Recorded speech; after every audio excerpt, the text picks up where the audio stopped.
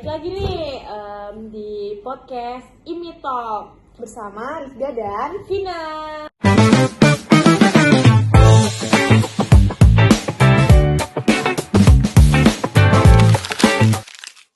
Jadi di episode kali ini kita bakal kedatangan bintang tamu dari Selandia Baru. Nah, selain bintang tamu itu juga ada petugas imigrasinya sama orang yang pernah didetensi di negara Selandia Baru. Betul. Kita panggil kan nih? Langsung aja sih. Langsung aja ya. Iya nggak sih? Orang-orangnya bisa langsung Masuk.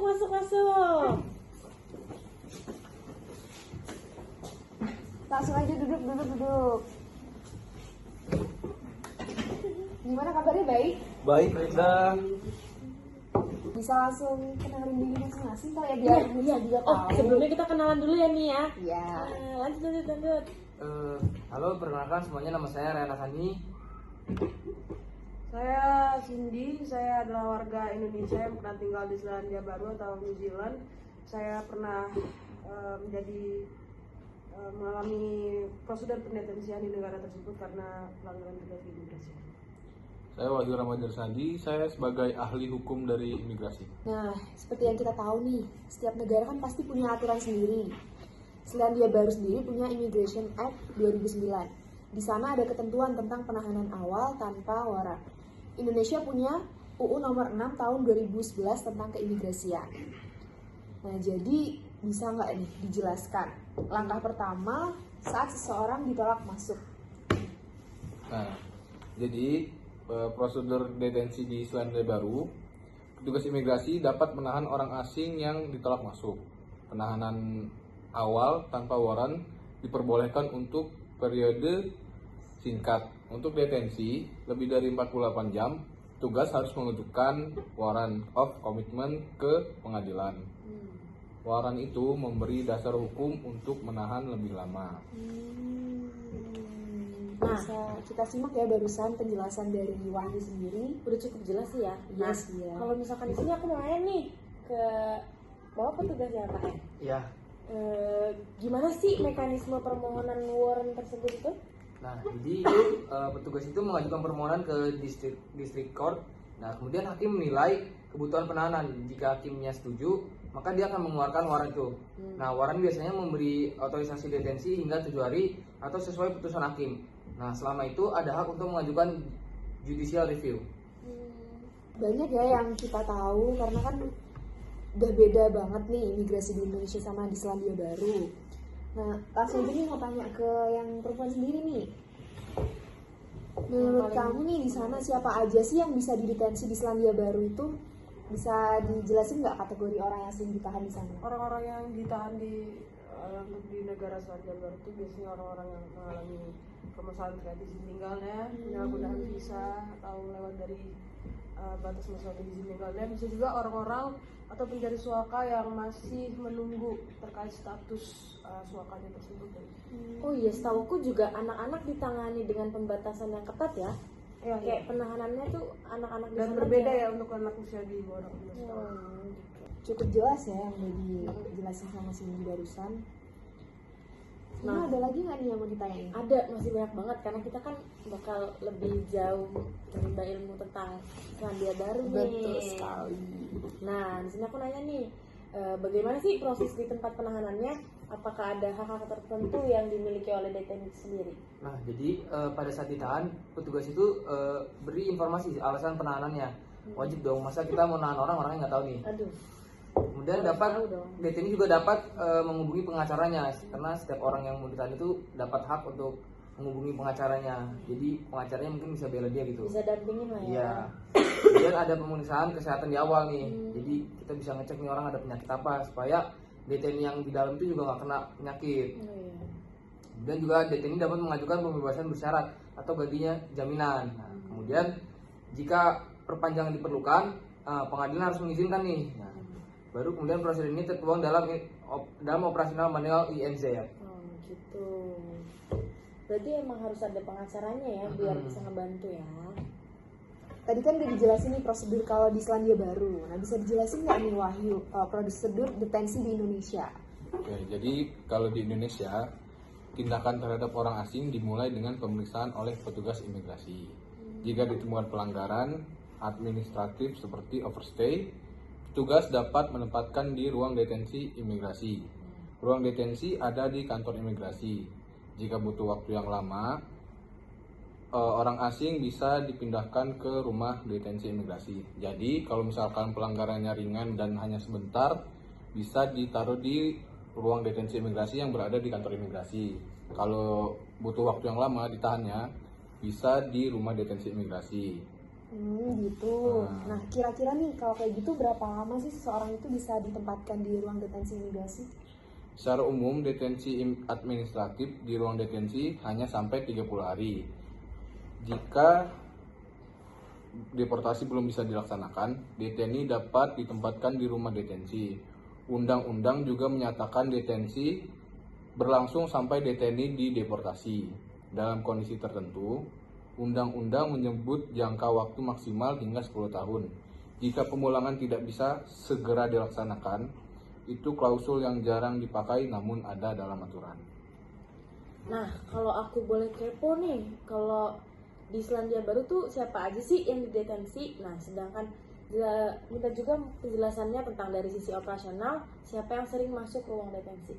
Nah, itu biasanya yang sering masuk ruang detensi itu pertama itu overstay berat, misalnya kayak dia udah nggak cuma sehari 2 hari nih, udah kayak sampai 3 bulan, 2 bulan, nah, itu masuk lama ya? ruang detensi itu. Kemudian yang masuk atau keluar tanpa pemeriksaan imigrasi, jadi dia pakai jalur tikus, kalau kita bilangnya jalur tikus.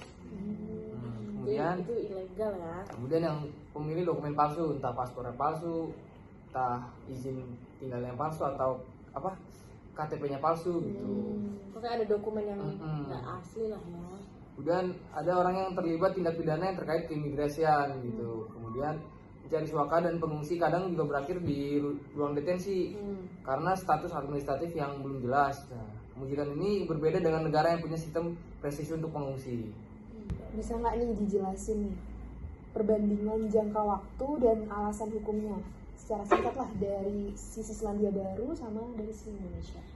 Nah, jadi kalau Selandia Baru, yang pertama penahanan awal tanpa warrant sampai 48 jam. Terus yang kedua, untuk lebih dari 48 jam wajib diajukan warrant of commitment. Terus yang ketiga, warrant biasanya otorisasi hingga 7 hari atau sesuai putusan hakim. Itu yang Selandia Baru. Nah, terus yang Indonesia kalau yang Indonesia, yang pertama penempatan di ruang detensi sampai 30 hari untuk tindakan administratif. Yang kedua, jika deportasi tertunda, dipindahkan ke rumah detensi. Lalu yang ketiga, undang-undang menyatakan detensi dilakukan sampai deportasi. Jika pemulangan tidak dapat dilaksanakan, ada klausul hingga 10 tahun. Jelas cukup lama banget. ya? Iya, beda banget di Indonesia sama di Selandia Baru. Kayak tiap negara tuh emang punya kebijakannya masing-masing. Iya, karena kan masing-masing juga ada perbedaannya. Iya, Dari segi peraturannya, dari segi betul banget sih. Nah. pelanggarannya juga kan beda-beda kan, beragam banget sih emang. Selanjutnya aku pengen nanya nih, pengen penasaran banget soalnya, karena kayak pengen tahu gitu loh, pelanggaran apa sih yang biasanya menyebabkan seseorang tuh didetensi? Nah, kita bahas yang Selandia Baru dulu ya. Pertama tuh orang yang nggak punya visa, artinya visanya ditolak. Jadi dia ada di Selandia Baru tapi visanya nggak ada gitu, nggak valid. Berarti dia nggak pakai izin tinggal Iya, gitu ya? kita nggak tahu ya gimana dia cara masuknya. Nah, kemudian yang kedua itu ada catatan kriminal yang membuat orang tidak layak masuk gitu. Jadi dia kriminal gitu, mau maksa masuk Selandia Baru. Nah, itu kita masukin ruang detensi buat kita tanya ini. Karena kan ngeri ya.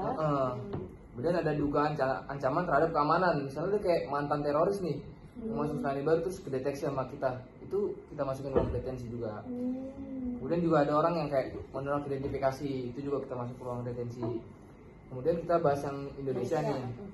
Kalau Indonesia biasanya yang overstay. Itu udah sering banget ya, Udah emang fix, masalah yang udah banyak banget permasalahan sih, yang iya, gitu. kasusnya banyak banget. Kemudian ada dokumen palsu, kemudian tak masukin paspornya, tak masukin identitasnya dan segala macam. Kemudian yang masuk atau keluar tanpa pemeriksaan itu tadi yang kita bahas tadi, kayak masuk lewat jalur tikus, tadi masukin Ilegal orang, ya? ya. Ilegal. Kemudian ada pelanggaran pidana terkait keimigrasian gitu. Nah, kalau untuk Mas Cindy nih, kasus pengungsi dan pencari suaka tuh di sana gimana sih? Gimana, coba bisa di-sharing pengalamannya selama di detensi di sana? Ya, untuk pengungsi dan pencari suaka sendiri itu diamankannya bukan seperti di Indonesia ya, di rumah detensi imigrasi biasa yang sudah ditangani oleh imigrasi Roma. Beda banget Tapi di sana bekerjasama oleh Departemen Korupsional atau sistem pemenjaraan. Jadi itu juga yang dikritik oleh dunia internasional, kenapa deteni yang secara prinsip itu hanya melanggar proses administrasi, tapi disamaratakan dengan pelanggar pidana gitu. Tetapi di sana juga disediakan banyak lembaga swadaya masyarakat ya. Jadi dalam prosesnya deteni-deteni ini yang melakukan pelanggaran atau sedang menjalani proses hukum di New Zealand itu diberikan pendampingan dari lembaga swadaya masyarakat itu terkait pendampingan hukum. Berarti dia benar-benar ditampung di suatu tempat. Iya. Selain itu juga biasanya di sana tidak menampung terlalu lama juga sih, karena mereka melaksanakan detensi itu secara singkat dan sistem pemenjaraan ini juga dilakukan dalam jangka waktu yang pendek. Untuk fasilitas-fasilitas lain seperti pendetensian yang untuk permasalahan yang tidak terlalu serius atau ringan itu biasanya ada fasilitas seperti ditempatkan di suatu tempat, bisa itu hotel atau penginapan dan sebagainya, itu untuk kasus yang ringan dan mungkin tidak terlalu memberatkan dan tidak terlalu berbahaya bagi negaranya. Biasanya nih singkatnya tuh dalam kurun waktu berapa lama? Pendetensian untuk di penjara sendiri paling 1 atau 2 tahun itu, tapi bisa lebih singkat lagi, hanya hitungan minggu mungkin. Tapi untuk yang dalam jangka waktu pendek diamankannya ya nggak terlalu lama lah untuk kasus-kasus ringan. Berbeda dengan Indonesia kan ada ruang detensi di sektor imigrasinya sendiri, terus ada yang tadi disampaikan yang ada rumah detensi imigrasinya. Kalau di sana mereka tidak terlalu mempedulikan atau mengurusi hal-hal tersebut karena sebisa mungkin deteni-deteni itu ditolak masuk.